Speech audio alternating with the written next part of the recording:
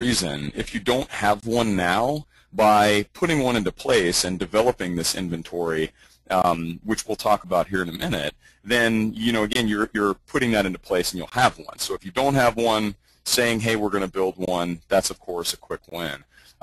Given that a lot of systems in most large enterprises get their information from DHCP, right? Their their IP address, potentially gateway information, DNS info, and so forth. DHCP logging is actually a big part of this control because it can be helpful as well. And then finally, making sure that anytime you add a new piece of equipment into the environment, that's being added into the inventory as quickly as possible as well. So those are all things that are kind of the initial, hey, let's try to knock these out, ideals.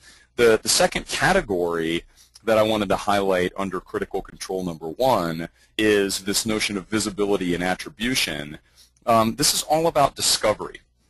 So this is where you're finding systems within the environment as part of maybe a monitoring effort and looking to continually keep up with that as it changes, because of course it will change, either new systems coming online or systems that are being taken offline for one reason or another.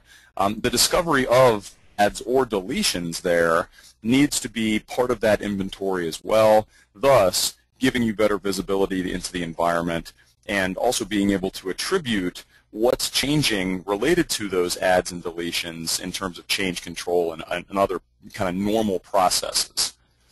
So this is where you really get into the vulnerability management lifecycle and say, well, where does this factor into this? So as part of the vulnerability